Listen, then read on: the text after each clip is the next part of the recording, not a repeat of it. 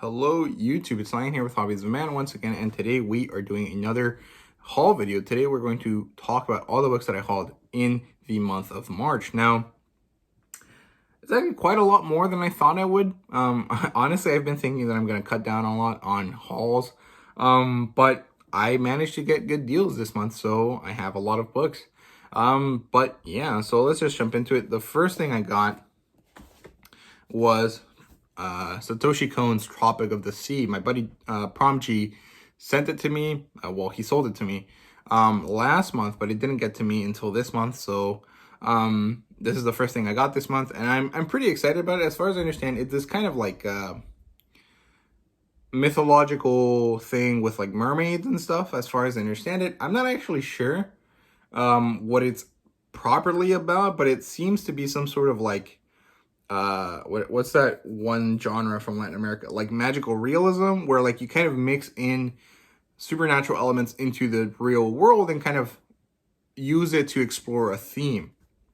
So that's pretty cool. I'm pretty interested in this, and I know Satoshi Kon is kind of like one of those legendary mangaka, so I'm really happy to check out his work. The one thing I don't like is that Vertical publishes in this really odd, like really wide format, so it doesn't really fit with other regular taco bomb volumes, but it doesn't really matter. It's just like a thing because it's like everything on my shelf fits except for the 2 or 3 Vertical manga that I own, but you know, whatever, it doesn't really matter. But yeah, that's the first thing I got. The second thing I got is Azure Wing by Jonathan Solis. It's probably a Hispanic name, so Solis probably. But yeah, Azure Wing, I think this is like the thing that they started their company with. This is Novel Horizons, and I'm doing this kind of like reviewer program with them, which is pretty cool. And this is the first book that they sent me for review.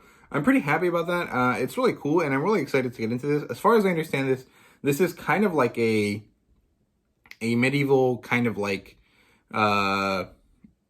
magic school-esque kind of idea, where like you're in an organization of knights and you kind of have to work with these people and do stuff like that. And it follows like, you know, waifus as they kind of do this. And I'm pretty happy about this. I like this trim size. It's a bit different from what light novels usually have. It's, I think about the same height, but it's a lot thinner than most like yen press novels. So that's pretty cool. But overall, I think this is a pretty comfortable size, and it's nice.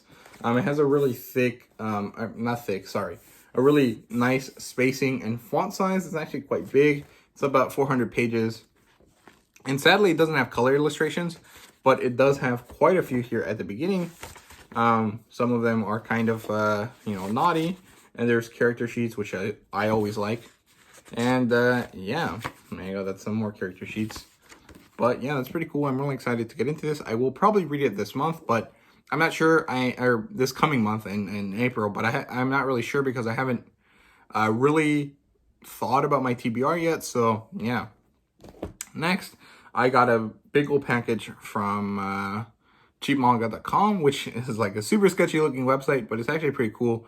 I do recommend it. And I got some cool stuff from Seven Seas. Now I know Seven Seas has had like some problems lately, but as far as I understand it, those problems are only related to light novels and only to certain group of light novels that were edited by a specific group of people or a specific person, as far as I understand it. So I'm not really sure. But you know, it doesn't, like, as far as I understand it, it's not something that I need to be worried about, because as long as they fix it and they, you know, republish those sections, or republish those books with the original writing but translated, I should be okay. If they don't fix that, then maybe I'll probably think about not buying from Seven Seas anymore. But so far, I'm pretty happy with Seven Seas' work, so I'm not really gonna, you know, go crazy and like not support them anymore over a few like mistakes that they've made, especially when it's all like a specific person. So yeah. But the thing I got was Saint Seiya Saintia Show, which is this kind of like spin-off series that's kind of canon but kind of not, based around the Saint Seiya universe. And this is kind of like if Athena or Saori had handmaidens that were also knights, and it's like a whole new group of knights that are all female. It's kind of like a magical girl take on Saint Seiya that I really like. I think it's really cool. This is the first volume with Saint Sho. This is the second volume with Saint Sho and Saori. And I think this is one of the other Saintias. And then this one is Saint Sho, and I think that's Scorpio the Milo, I think. I'm not really sure. I think that's his name. I don't know his name in English because I've only read, consumed, watched this stuff in Spanish. So, yeah. But yeah, that's, I think that's, yeah, this should be Scorpio because he's got the nail. And then we have volume 4, which has Saint Seiya and Saint Sho. And they both have different, like, horse armors. I think he has Pegasus, obviously, because Pegasus Seiya. And she is Equus Sho. Equus is like a smaller Pegasus. I think it's like Pegasus's brother or something like that. Can't remember, but that's pretty cool. And there's some other Saintias on the back of this one as well. And then we have volume 5 with Saori, and I think that's, I don't know who that is actually. I think that's Hades. Can't really tell. But yeah, this is super cool. I really like it. Saint Seiya is like big for my childhood. And I'm really happy to get the like only English version available of any of the spin-offs. Next time I go to Mexico, I'll probably end up picking up a bunch of the Saint Seiya collector's editions, which are really nice. They're like the Japanese Kandenban translated into Spanish. As far as I understand, it's Latin American Spanish, not like Spaniard Spanish. So it should be easier to read for me. But, you know, I speak Spanish, but speaking and reading are kind of two different skills. And I'm not the best at writing and reading because the last time I took any writing or reading classes were like in 4th grade before I stopped doing bilingual school. So it's kind of tough, but hopefully I'll be able to read it. And at the very least, I'll be able to collect them and then read it online or something. So yeah, but that's the first thing I got from cheapmanga.com. The next thing I got was Eve and Eve, which is a science fiction Yuri anthology. It has about, I think, 12 stories. No, sorry, it says 6 stories in the background, in the back page. And it's kind of interesting. This is definitely for mature audiences. Like, there's a lot of, like, Yuri stuff that is definitely going on here. I can't even flip through it because, like, one of the first stories is, like, literally just, like, them, you know, doing their thing. So I can't really flip through it, but it's pretty cool. It's a very interesting idea, and I like that it's sci-fi. I'm pretty excited to get into it.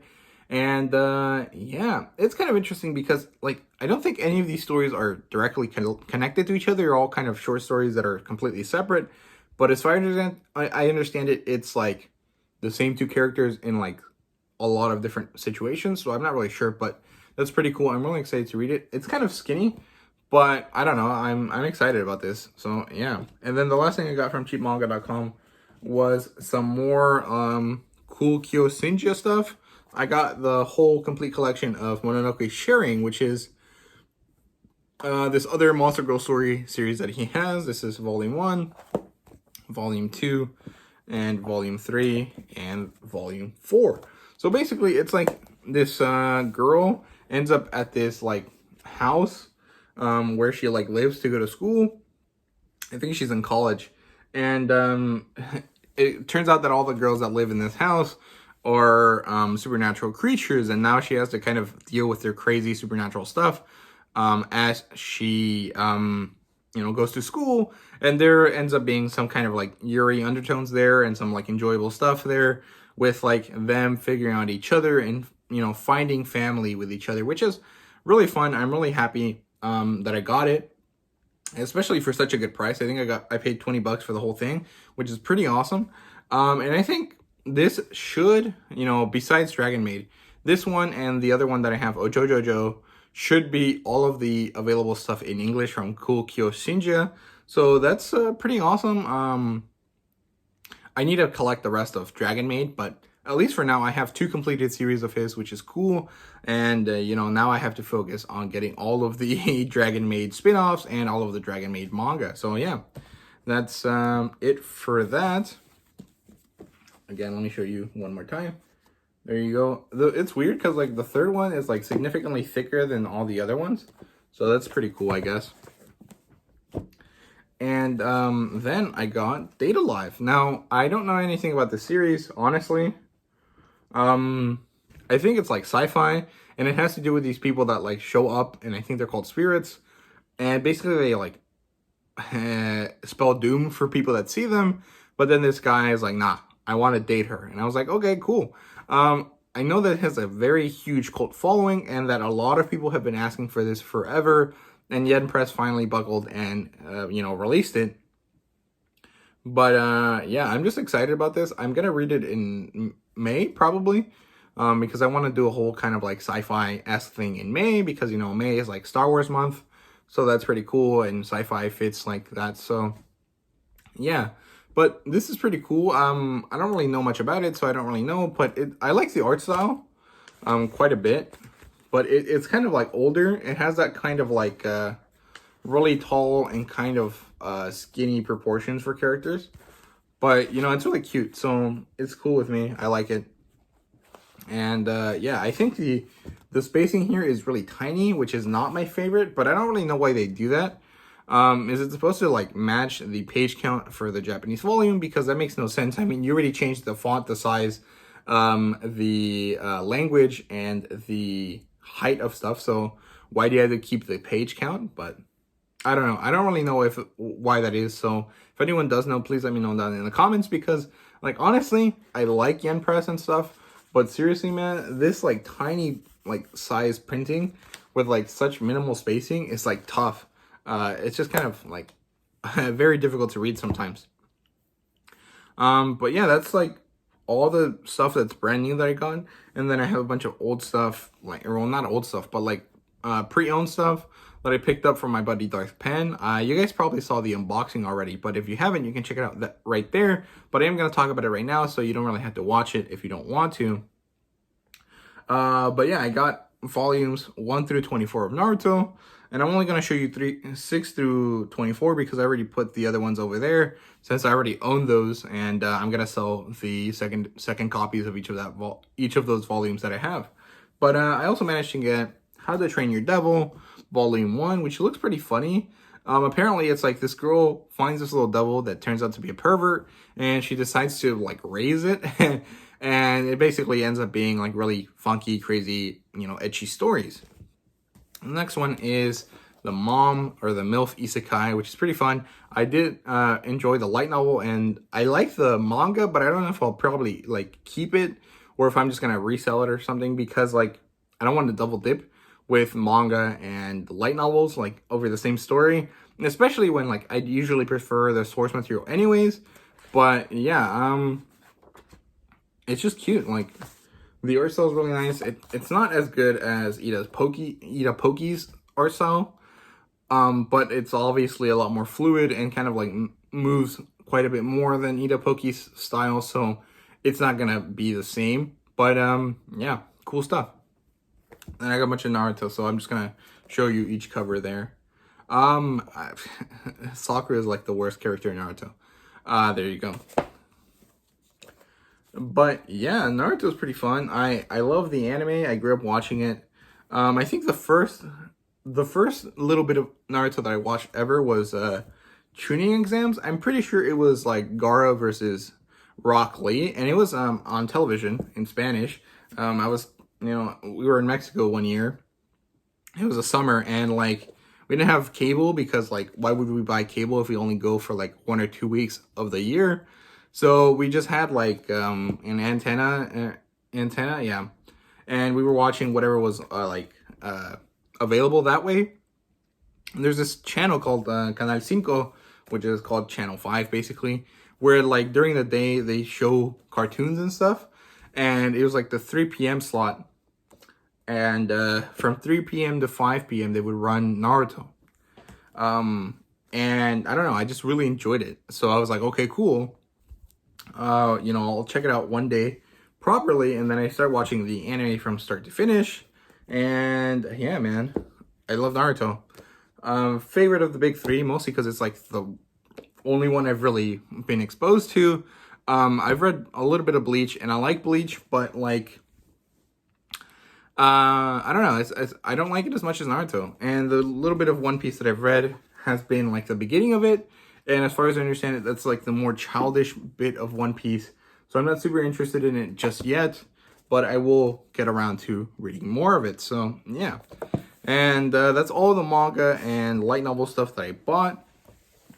Let me talk about the, regular books and stuff that I bought, or actually that I got given to me for reviews.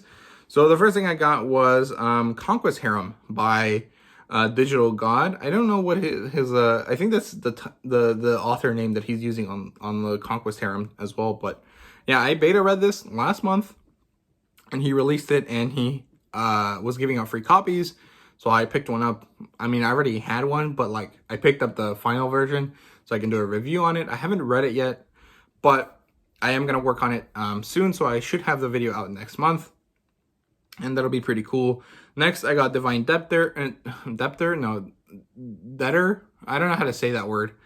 Divine Debtor, I think. By my buddy Russ Primo, which is cool. And then I got Primal Future. I can't remember the author's name, but he reached out to me on Facebook. It's only like a 20-page book, so I should probably read it fast. I just haven't gotten around to it. And then I got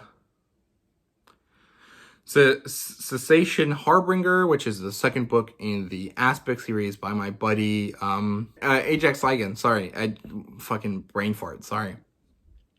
He sent this to me last month, but I didn't get around to like actually grabbing it until now. He also gave me the first audiobook version of Journey to the Fire Grove, so I'll probably make a second video talking about Fire Grove to talk about the audiobook, but I haven't done it yet because I just haven't had time. And then the last thing I got was Descend by what's the name that he's using? Sean Oswald or David Burke? I can't remember which is his like actual author name, or like what author name Descend is published under, but I think it's David Burke. So yeah, that's all I bought this month, or was given to me this month. And yeah, really cool stuff. I really did enjoy the haul. This was really good. I hope you guys enjoyed this video as well. And if you did, please leave a like, subscribe, and comment down below. Let me know what you thought. Thank you guys so much for watching. I hope you guys really did enjoy it. And let me know what you guys have bought this month as well. Did you guys pick up Data Life? I know that was like the big one this month. So let me know if you guys picked it up. Oh, and if you guys have picked up Solo Leveling, let me know if that manhwa is worth the time.